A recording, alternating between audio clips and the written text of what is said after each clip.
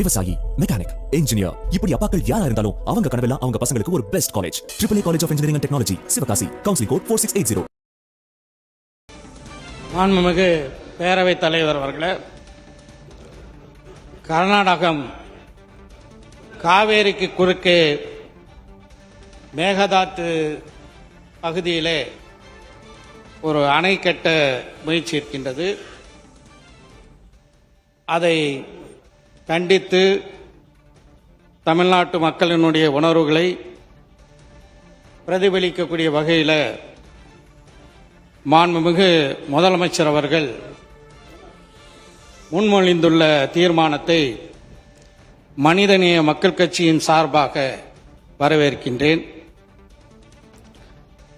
தமிழக விவசாயிகள் தொடர்ந்து, தமிழ்நாடு விவசாயிகள் மட்டுமல்ல, ஒட்டுமொத்த தமிழக மக்களும் காவேரிக்கு குறுக்கே மேகதாத்துவில் அணை கட்டுவதை எதிர்க்கக்கூடிய நிலையில் நமது அண்டை மாநிலமான கர்நாடகத்தின் முதலமைச்சர் தனது சுயலாபத்திற்காக காவேரி நடுவர் மன்ற இறுதி தீர்ப்புக்கு முரணாக உச்சநீதிமன்றத்தை அவமதிக்கும் வகையில் இந்த அணையை கட்ட முயற்சிக்கிறார். காவேரி நடுவர் மன்ற இறுதி தீர்ப்பு முழுமையாக ஒன்றிய அரசின் அரசிதழில் வெளியிட்டு அரசாணைகள் பிறப்பிக்கப்பட்டுள்ளன. இதனை பின்பற்றி காவேரி மேலாண்மை ஆணையம் உச்சநீதிமன்றத்தின் நேரடி கட்டுப்பாட்டில் தன்னாட்சி கொண்ட அதிகாரம் கொண்ட அமைப்பாக செயல்பட்டு வருகிறது.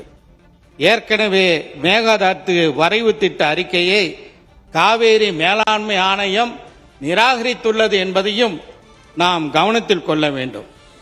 இந்த நிலையில் உச்சநீதிமன்றத்தில் வரைவு திட்ட அறிக்கை தயார் செய்ய கொடுத்த வரைவு திட்ட அறிக்கையை தயார் செய்வதற்கு கொடுத்த அனுமதிக்கு தடை விதிக்க வேண்டும் என ஏற்கனவே தமிழ்நாடு அரசாங்கத்தின் சார்பாக சென்ற திராவிட மாடல் ஆட்சியில் 2025 நவம்பர் 13 தொடுக்கப்பட்ட அந்த வழக்கை உச்சநீதிமன்றம் தள்ளுபடி செய்துவிட்டது.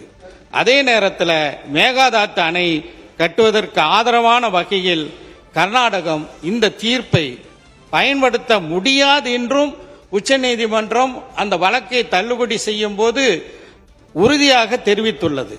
இந்த நிலையில தான் கர்நாடகத்தின் முதலமைச்சர் மத்திய நீர்வளத்துறை அமைச்சரை சந்தித்து தமிழகம் சார்பில் மேகதாத்துக்கு எதிராக போடப்பட்ட வழக்குகள் முழுமையாக தள்ளுபடி செய்யப்பட்ட நிலையில் எங்களுக்கு உடனடியாக அனுமதி வழங்க வேண்டும் என்ற நீதிமன்ற தீர்ப்பை தனக்கு சாதகமாக தவறான வகையில் திசை திருப்ப முயற்சி எடுக்கிறார். மேலும் நீதிமன்றத்தை அவமதிக்கும் வகையில் மத்திய அமைச்சரிடமே கோரிக்கை விடுத்திருப்பது நீதிமன்றத்தை அவமதிக்கும் நடவடிக்கையாக இருக்கின்றது. எனவே நாம் உச்சநீதிமன்றத்தில் நீதிமன்ற அவமதிப்பு வழக்கு தொடுப்பதற்கு தமிழ்நாடு அரசு நடவடிக்கை எடுக்க வேண்டும் என்று இந்த நேரத்தில் கேட்டுக்கொள்கிறேன். தமிழ்நாட்டில் சென்னை உள்பட 11 மாநகராட்சிகளை உள்ளடக்கிய 32 மாவட்டங்களில் வாழக்கூடிய 5 கோடி மக்களின் குடிநீர் ஆதாரத்தை அபகரிக்கும் நோக்கோடு சுமார் 25 லட்சம் ஏக்கர் விளைநிலங்களை பாலைவனமாக மாற்றும் வகையில் உணவு உற்பத்தியை அடியோடு அளிக்கும் நோக்கத்தோடு விவசாயிகளையும் விவசாய தொழிலாளர்களையும் அகதிகளாக வெளியேற்றும் அடிப்படையோடு கர்நாடகத்தின் முதலமைச்சர் செயல்படுவதை காங்கிரஸ் கட்சி தலைமை உரிய நடவடிக்கை எடுக்க வேண்டும் என்று கேட்டுக்கொள்கிறேன். 60 ஆண்டுகளுக்கு பிறகு தமிழ்நாட்டிற்கு காங்கிரஸ் கட்சி கூட்டணி அமைச்சரவையில் இடம் பெற்றுள்ளது. எனவே கர்நாடகத்தில் காங்கிரஸ் முதலமைச்சராக இருக்கலாம், ஆனால் தமிழ்நாட்டில் இங்க இருக்கக்கூடிய ஆட்சியில காங்கிரஸ் இடம்பெற்று இருக்கக்கூடிய நிலையில ஒரு மாற்றாந்தாய் மனப்பான்மையோடு தமிழ்நாட்டு மக்களை காங்கிரஸ் தலைமை பார்க்க கூடாது. அந்த மாநிலத்தின் காங்கிரஸ் முதலமைச்சரை அழைத்து அவருக்கு தேவையில்லாமல் காவேரி ஆணையத்தினுடைய தீர்ப்புக்கு எதிராக நீங்கள் செயல்படக்கூடாது என்று அறிவுறுத்த வேண்டும் என்று இந்த நேரத்தில் கேட்டுக்கொள்கிறேன். நாகப்பட்டினம் உள்ளிட்ட காவேரி டெல்டா மாவட்டங்களில் குறுவை சாகுபடிக்கு 12ஆம் தேதி மேட்டூர் அணை திறக்கப்பட வேண்டும். சென்ற ஆண்டு 6.50 லட்சம் ஏக்கரில் குறுவை சாகுபடி மேற்கொள்ளப்பட்டு திராவிட முன்னேற்ற கழக ஆட்சியில அது ஒரு வரலாற்று சாதனையாக இருந்தது.